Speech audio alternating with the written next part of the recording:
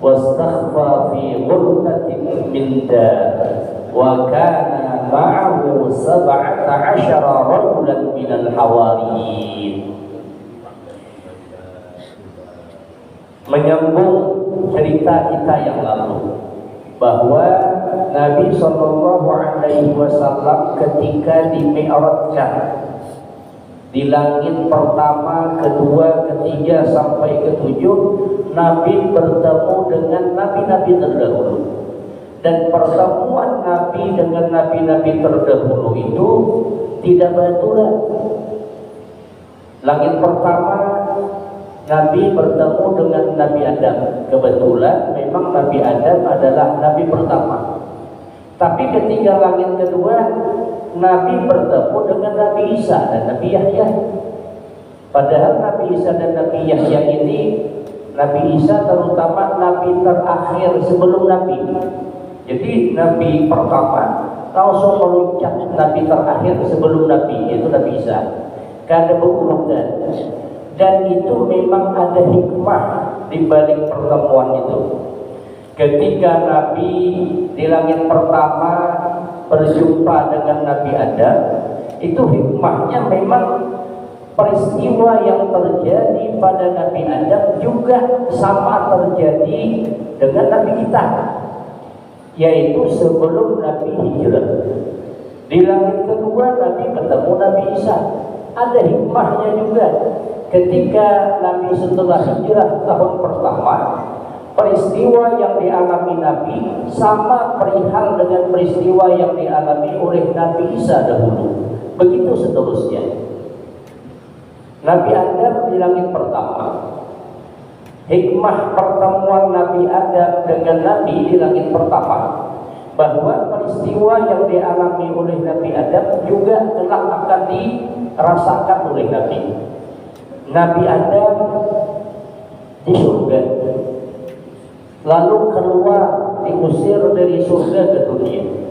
Ini karena musuh itu iblis. Peristiwa yang dialami Nabi sebelum hijrah itu juga. Nabi orang Mekah, lahir di Mekah, ganal di Mekah, diutus di Mekah. Namun akhirnya Nabi pun diusir oleh orang Mekah, itu kafir Quraisy Mekah. Maka Nabi pun hijrah ke Madinah. Jadi sama. Ketika Nabi Adam itu diusir ke dunia, itu berbagai macam musibah, cobaan yang dialami oleh Nabi Adam. Itu juga Nabi ketika Nabi hijrah ke Madinah, berbagai macam cobaan musibah yang dialami oleh Nabi. Di antara musibah cobaan Nabi Adam kan ketika diusir ke bumi terpisah dengan istri tercinta Siti Hawa. Berapa puluh tahun hanya tetap, yang pada akhirnya jumpanya di Jabal Rahmah. Itu berbagai macam musibah yang dialami oleh Nabi Adam ketika diusir ke bumi. Nabi juga ketika diusir, Nabi pindah hijrah ke Madinah, itu banyak cobaan. Belum lagi ketika hendak hijrah ke Madinah, dikepung, dicari-cari oleh kafir Quraisy, sampai Nabi bersembunyi dengan Abu Bakar Siddiq di sebuah gua. Kalau dapat habis kena bunuh, tapi gak ada dapat. Jadi sama peristiwa itu. Kemudian di langit kedua Nabi berjumpa dengan Nabi Isa, juga Nabi Yahya. Kenapa? Karena setelah Nabi hijrah, di tahun pertama Nabi hijrah, itu memang tahun kedua hijrah, itu peristiwa yang dialami oleh Nabi sama persis dialami juga oleh Nabi Isa. Jadi Nabi Isa di masanya peristiwa yang ia rasakan, begitu pula Nabi ketika tahun kedua hijrah dirasakan oleh Nabi. Makanya langit kedua Nabi bertemu dengan Nabi Isa. Jadi sesuai dengan alur kehidupan Nabi. Di langit kedua Nabi bertemu dengan Nabi Isa dan Nabi Yahya. Nabi Isa dengan Nabi Yahya ini ada hubungan darah. Nabi Isa itu anak kemanakan dari Nabi Yahya. Meskipun Tuhan Nabi Isa 6 bulan dengan Nabi Yahya. Cuman secara keturunan nasab itu tinggi pangkat Nabi Yahya dengan Nabi Isa. Karena pada tuan Nabi Isa namanya Pakot, punya anak Hannah, kemudian Isya. Jadi dua perempuan, Hannah, Isya. Hannah menikah dengan Imran. Hannah menikah dengan Imran mengadakan Siti Maryam. Isya menikah dengan Nabi Zakaria, tidak beranak. Sudah di penghujung umur kita hanya beranak. Jadi dari Hannah mengadakan Siti Maryam mengadakan Nabi Isa. Isya dengan Nabi Zakaria tidak punya anak. Setelah lanjut usia tua barulah beranak, yaitu Nabi Yahya. Berarti Nabi Yahya ini dengan Siti Maryam sepupu sekali. Nabi Maryam beranak Nabi Isa, berarti Nabi Isa kemanakan sepupu Nabi Yahya. Di langit kedua Nabi Shallallahu Alaihi Wasallam bertemu dengan Nabi Isa dan Nabi Yahya. Lalu apa hikmah pertemuan Nabi kita dengan Nabi Isa di langit kedua? Wal hikmatu fi laqihi sallallahu alaihi wasallam Isa wa Yahya bis samai saniyah. Hikmah bertemunya Nabi sallallahu alaihi wasallam dengan Nabi Isa dan Nabi Yahya di langit kedua ketika Nabi dimi'rajkan, isyaratun ila halatin taqa'u lahu fi tsanil hijrah. Ini isyarat, petunjuk bahwa ada suatu keadaan yang akan terjadi pada diri Nabi di tahun kedua hijrah. Nah, keadaan yang terjadi pada diri Nabi di tahun kedua hijrah itu juga pernah terjadi dahulu di masa Nabi Isa. Nah, kejadiannya apa? Fa innal yahuda aduhu wa azuhu wa hammu bi ilqa'i sakhratin alaih. Ketika Nabi hijrah ke Madinah. Jadi di Madinah itu bukan hanya dihuni oleh orang-orang Arab dahulu. Yang awal mulanya Yathrib. Jadi bukan hanya orang-orang Arab di Madinah, tapi juga dihuni orang-orang Yahudi. Banyak orang Yahudi di Mekah, di Madinah pada masa itu. Jadi orang Arab ada di Madinah, orang Yahudi pun banyak di Madinah di masa itu. Sampai-sampai kan Nabi supaya membedakan antara orang Arab, terutama orang yang beriman dengan orang Yahudi, panjangkan jenggot, buang kumis, membeda di antaranya pada zaman dahulu. Wah, ini sama aja membedakannya dulu zaman Nabi. Maka ketika Nabi di Madinah pada tahun yang kedua hijrah, orang-orang Yahudi itu memusuhi amat sangat dengan Nabi. Banyak ada Bani Quraidah, Bani Qainuqa, macam-macam kabilah-kabilah Yahudi yang ada di Madinah. Nah, orang-orang Yahudi itu memusuhi Nabi, menyakiti Nabi, bahkan mereka bercita-cita hendak menjatuhkan batu besar di atas kepala Nabi. Jadi memang sudah diintai, memang sudah disiapkan mereka. Oh, ini Nabi Muhammad biasa lewat di dataran rendah, di bawah bukit, biasa lewat itu. Mereka sudah siap-siap di atas bukit, hendak menjatuhkan batu besar. Kalau Nabi Muhammad lewat, kuburkan, pas karena kepala. Itu cita-cita mereka. Memang hendak dibunuhnya Nabi orang Yahudi yang ada di Madinah. Fa akhbarahu Allah bidzalika wa najahu Allah minhu. Tapi Allah beritahu Nabi dan Allah selamatkan Nabi. Maka keinginan mereka hendak membunuh Nabi, hendak menjatuhkan batu besar ke kepala Nabi, tidak berhasil. Nabi tahu maksud keinginan mereka. Nabi kita lama lagi. Jadi memang Allah beritahu, Allah selamatkan Nabi. Kama waqa'a li Isa. Nah, sama perihal terjadi dengan keadaan Nabi Isa. Annal Yahuda aradu qatlahu. Orang-orang Yahudi bermaksud hendak membunuh Nabi Isa. Memang dicari-cari Nabi Isa hendak dibunuh. Wastakhfa fi ghurfatin min dar. Ketika itu Nabi Isa bersembunyi di kamar dari sebuah rumah. Jadi ada kamar besar. Di situ Nabi Isa bersembunyi menghindari dari kepungan orang Yahudi. Kalau dapat dibunuh.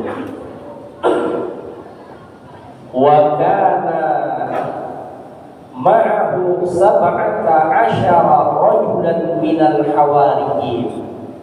Ketika itu Nabi Isa bersama 17 orang laki-laki dari orang-orang Hawariyin. Orang Hawariyun itu pengikut-pengikut Nabi Isa. Ada 17 orang yang menemani Nabi Isa di dalam kamar sebuah rumah, bersembunyi dari kepungan orang Yahudi.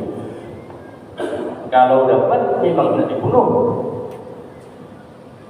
Falamma dhaqa zar'a, maka ketika keadaan semakin mendesak, artinya persembunyian Nabi Isa ini lambat laun pacangan ketahuan, pacangan ketemu oleh orang Yahudi. Kalau ketahuan di situ ada 17 orang bersama Nabi Isa, 18 habis kena dibunuhnya. Maka ketika keadaan semakin mendesak, qala Isa, Nabi Isa berkata kepada murid-muridnya, pengikut-pengikutnya dari orang Hawarin, man yaj'alu makani fayuqtalu wa lahul jannah. Ujar Nabi Isa, kalau bahasa kitanya, siapa kira-kira di antara kalian yang menggantikan tempatku? Siapa tak? Kalau inya terbunuh, maka inya akan masuk surga. Siapa tak? Siapa yang hendak menggantikan wadahku? Kalau inya mau ditangkap, terbunuh, maka baginya surga. Ujar Nabi Isa. Faqala rajul ana. Rupanya di antara 17 pengikutnya itu ada satu orang yang menyebut aku yang akan menggantikan tempatmu. Marah aku mati terbunuh dari orang Yahudi. Tapi nyata jaminan dari Nabi Isa surga menanti. Fa'alqallahu shibha Isa alaihi fa'ukhidha wa qutila wa suliba. Maka ketika laki-laki itu mau mengganti kedudukan tempat persembunyian Nabi Isa, maka ketika itu Allah rubah rupa laki-laki itu seperti rupa Nabi Isa. Fa'ukhidha wa qutila wa suliba. Maka laki-laki itu ditangkap, dibunuh dan disalib. Ini dalam satu riwayat itu, laki-laki itu yang menggantikan tempat Nabi Isa, sehingga dirubah oleh Allah rupanya seperti Nabi Isa. Maka laki-laki itu yang ditangkap, dibunuh, kemudian disalib. Wa qila anna rajulan minal hawariyin kana munafiqan fadalla ala Isa wa akhadha ala dzalika salasina dirham. Dalam satu pendapat lagi mengatakan bahwa di antara orang-orang Hawariyin yang 17 itu rupanya ada satu orang yang munafik. Berhadapan dengan Nabi Isa, ya mengikut, tapi rupanya munafik. Kalau ini siapa Yudas, itu. Jadi satu orang dari 17 orang itu ada yang munafik seiko.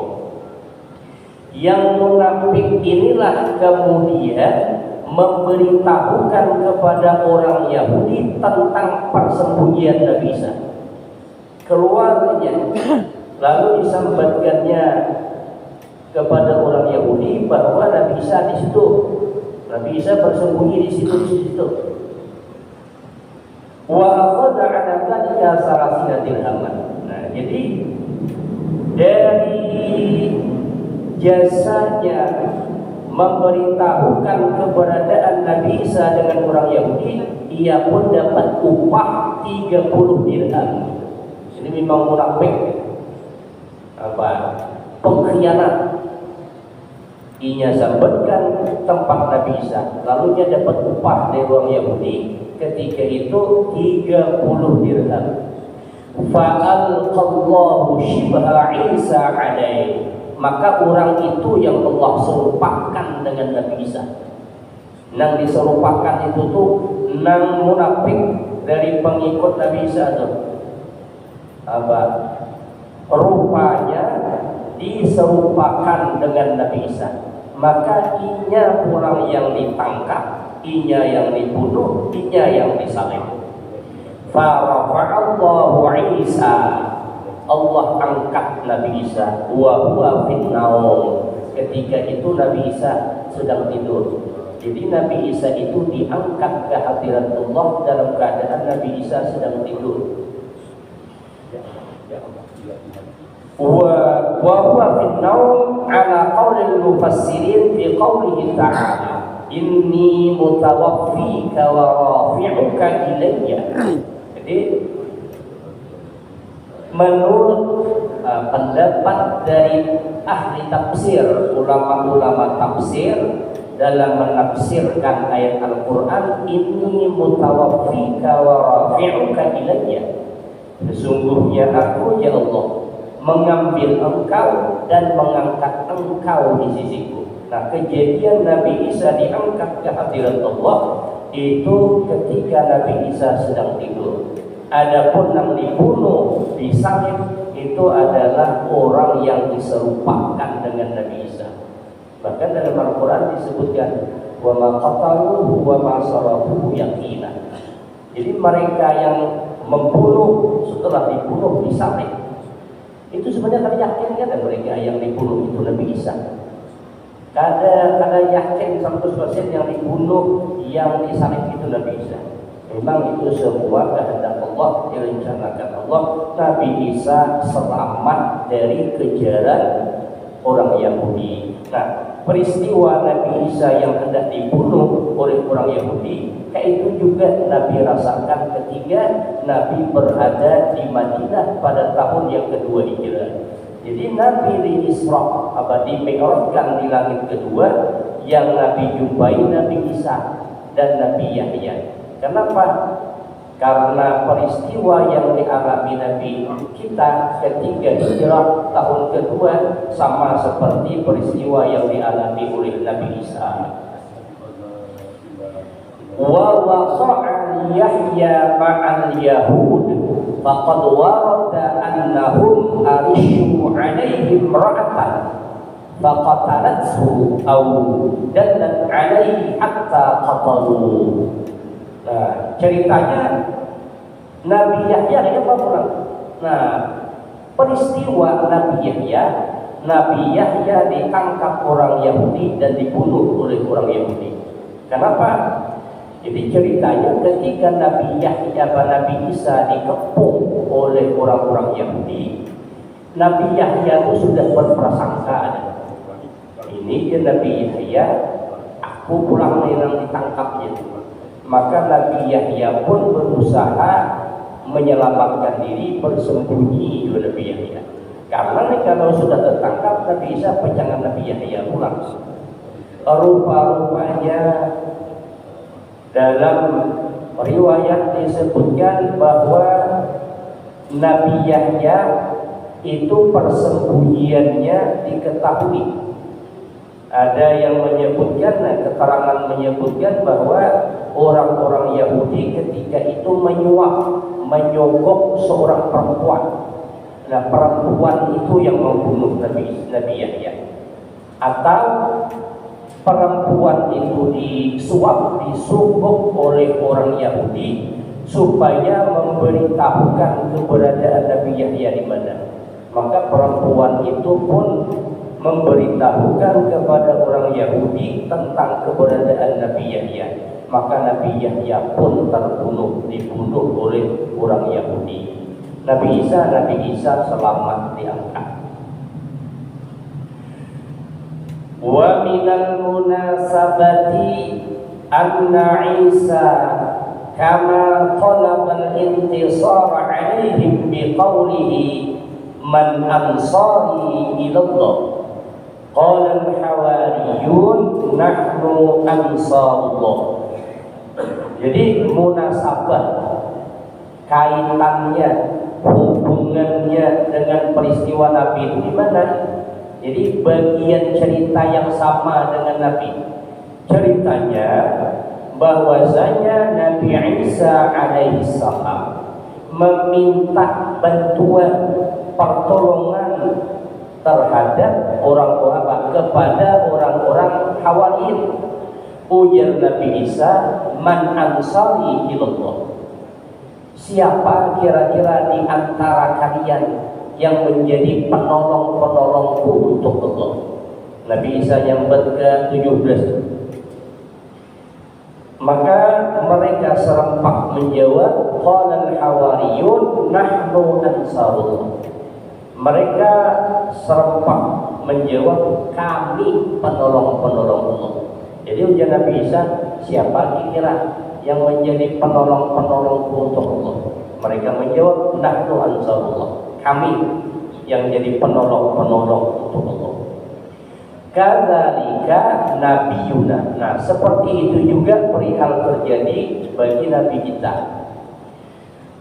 Talabal ansara lil khuruji ila ghazwati badrinil wusta fa ajabu wa qalu la naqulu kama qalat banu Israil idhhab anta wa rabbuka faqatila bal naqulu idhhab wa nahnu ma'ak.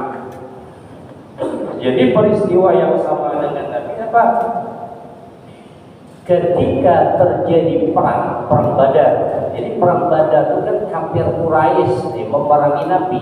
Kafir Quraisy orang Mekah. Nabi juga aslinya dengan para sahabat Muhajirin orang Mekah juga. Nah, peristiwa terjadi peperangan Badar Wusta, maka Nabi meminta pertolongan, bantuan kepada orang-orang Ansar. Orang Ansar ini orang Madinah, Muhajirin orang Mekah. Jadi Muhajirin orang Mekah, Ansar orang Madinah. Yang berperang ini sebenarnya orang Muhajirin dengan kafir Quraisy, sama-sama orang Mekah. Maka Nabi minta bantuan dengan orang Ansar, orang Madinah untuk ikut serta keluar untuk perang Badar. Fa'ajabu, mereka mengijabah, artinya mengiyakan permintaan Nabi itu. Dijawab mahihakan, mengiyakan. Wa qalu la naqulu kama qalat banu Israil. Ujar orang-orang Ansar, orang Madinah, kami tidak akan berkata sebagaimana yang dikatakan Bani Israil. Idhab anta wa rabbuka faqatil. Tulaklah kau beserta Tuhanmu berperang atau berdua. Kami kata jawab menyampaikan itu. Ujar orang-orang Ansar, bal naqul idhab wa nahnu ma'ak. Berangkatlah engkau perang, wa nahnu ma'ak, kami akan menyertai engkau. Artinya engkau pergi berperang, kami akan tolong, kami akan menyertai. Nah, bahasa orang-orang Ansar itu sama dengan bahasa-bahasa orang-orang Hawariyin ketika Nabi Isa minta bantuan. Man ansari ilallah. Nahnu ansarullah, ujar mereka. Nabi itu juga. Nabi minta tolong kepada orang-orang Ansar, orang Madinah untuk ikut serta berperang. Maka mereka menjawab, ilham wa nahnu ma'ak. Yuhad berkata, kami akan menyertai. Lain halnya dengan orang Bani Israel dahulu. Ini ceritanya dalam Al-Quran, ilham anta wa rabbuka faqatilani, peristiwa Nabi Musa. Nabi Musa menyuruh Bani Israel untuk tinggal di Palestina. Cuma Bani Israel kedua ini tinggal di Palestina karena ketika itu Palestina dikuasai oleh kaum Amalekah, kaum yang tinggi besar, gagah perkasa. Pekutan Bani Israel hendak memerangi kaum Amalekah, pekutan. Orangnya ganas-ganas, perkasa. Jadi dia Nabi Musa, kita perangi. Ujian mereka adalah idhab anta wa rabbuka faqad, pulang aja kau hendak berperang ke sana. Oh itu hantu, perang kalau itu. Inna hahuna qa'idun di dalam ayat 7. Kami duduk santai di sini, mau nak perang nah. Kami hendak itu dari Israel jawabannya kepada Nabi. Itu cerita Nabi Musa.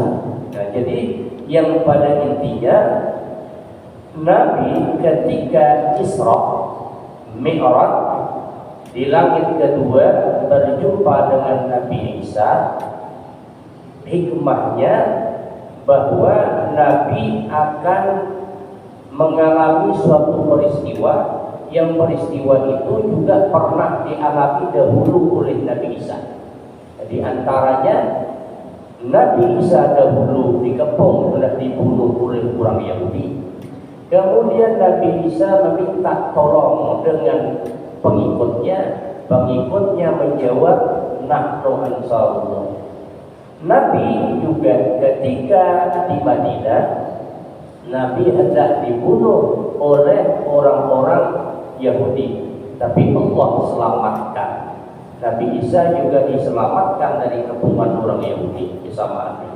Dan Nabi ketika berperang dengan orang-orang Quraisy, Nabi minta bantuan dengan orang-orang Ansar. Dan orang-orang Ansar menjawab seperti jawaban orang Hawariyin ketika menjawab permintaan Nabi Isa alaihi salam. Warana fisalisati Yusufa bisuratihil jamaliyah. Kemudian selanjutnya di langit yang ketiga Nabi melihat Nabi Yusuf. Nabi kita berjumpa dengan Nabi Yusuf bisuratihil jamaliyah, dengan rupa yang amat sangat rupawan tampan orangnya. Jadi Nabi ketika bertemu dengan Nabi Yusuf bukan main, Nabi Yusuf itu tampannya orangnya gitu. Fa'in qulta husnu Yusuf wa jamaluhu qad iftutina bihi ala tara ila niswati haythu ala tara ila niswati haythu tatanna bi jamalihi wa qata'na aydiyahunna wa lam yaqa' dzalika min husni nabiyina wa jamalihi ma'a annahum ahsanu wa ajmalu min Yusuf. Ini keterangan dari Syekh Nawawi Matan ketika mensyarahkan berjanji wa ra'a bis-salisati Yusufa bi suratihil jamaliyah. Jadi Nabi ketika di langit ketiga bertemu dengan Nabi Yusuf bukan main tampannya. Mana tampannya Nabi kita? Apa itu? Jawabannya tampan Nabi kita. Lalu ada orang yang berkata, ujar Syekh Nawawi, ketampanan dan kerupawanan Nabi Yusuf itu membuat fitnah. Maulah fitnah ya. Ketampanan dan kerupawanan Nabi Yusuf itu maulah fitnah. Kenapa? Sebab ala tara ila niswati haitsu tatanna bi jamalik wa qatta'na aydiyahun. Tidakkah engkau tahu bahwasanya perempuan-perempuan di zaman Nabi Yusuf mereka itu apa? Karena fitnah, maksud karena fitnah itu tuh ketampanan Nabi Yusuf itu membuat fitnah. Jadi ketampanan Nabi Yusuf jadi fitnah dari perempuan-perempuan di masanya. Bahkan perempuan-perempuan itu sampai memotong-motong tangannya tanpa terasa. Sedangkan hal itu walam yaqa dzalika min husni nabiyina. Peristiwa yang dialami oleh Nabi Yusuf tidak dialami oleh Nabi. Padahal Nabi itu ahsan wa ajmal, lebih tampan, lebih rupawan dari Nabi Yusuf.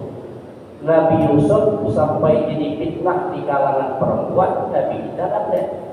Kalau secara sekilas gitu, secara akal dia ada tampan Nabi Yusuf daripada Nabi kita gitu. Kalau dilihat, karena Nabi Isa sampai bebinian tetatak tangan mengintih. Nabi dia suara bebinian binti Nabi tetatak tangan. Berarti tampan Nabi Isa, Nabi Musa, Nabi Yusuf sekilas, padahal tampan lagi Nabi kita. Jadi ceritanya Nabi Yusuf itu kan diangkat anak oleh Zulaikha sampai ganda rupanya Siti Zulaikha terpaut hati sehingga Siti Zulaikha mengajak Nabi Yusuf untuk berbuat zina. Tapi Nabi Yusuf pada hendak as-sijnu ahabbu ilayya mimma tad'unani ilayhi. Penjara lebih aku sukai ya Nabi Yusuf daripada aku mengikuti kehendak Zulaikha bahwa dia berbuat zina. Rupanya berita itu sampai di kalangan perempuan-perempuan pembesar Mesir. Kalau bahasa kita ini ibu-ibu pejabat, di kalangan ibu-ibu pejabat tersiar viral bahwa Zulaikha menghendaki anak angkat. Jadi sambatan, jadi jamuan. Maka ujian Zulaikha kada tahu belum berhubungannya. Karena mereka coba memberikan kayak apa juga. Akhirnya Zulaikha pun mengolah pesta. Diundanglah ibu-ibu pejabat itu ke rumahnya. Diberikan makanan. Cuma makanan itu tuh berupa buah-buahan. Disediakan pisau yang tajam. Ketika mereka asik mengupas buah-buahan, ketika itulah Siti Zulaikha menyuruh Nabi Yusuf untuk keluar jalan lenggak-lenggoklah di hadapan mereka. Inilah bisin sore ini. Orang yang sudah tampan dibikin pulang, dihias tambah lagi tampan. Ketika Nabi Yusuf lewat di tengah-tengah perempuan itu, semuanya kagum tacakan. Falamma ra'aynahu akbarnahu wa qatta'na aydiyahum wa qulna hasya lillahi ma hadza basharan in hadza illa malakun karim.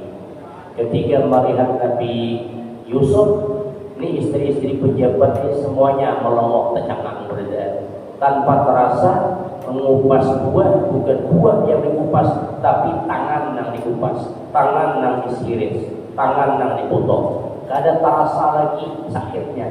Mungkin saking terpana dengan ketampanan Nabi Yusuf. Artinya saking tampannya Nabi Yusuf. Imbah itu hanya ujian Zulaikha. Nah, apa dia? Sekali mitihi udah tetap tangan aku hari-hari mitihi. Pada tahan ujian Zulaikha. Artinya sekilas Nabi Yusuf lebih tampan dari Nabi kita. Nabi kita kan suatu dia orang pelangak sampai terputus tangan. Lalu dijawab oleh Imam Al-Qurtubi, ketampanan Nabi kita lebih dahsyat dengan Nabi Yusuf daripada Nabi Yusuf. Cuman ketampanan Nabi kita itu lam yazhar, tidak dinampakkan. Karena kalau seandainya ditampakkan lebih dahsyat fitnahnya.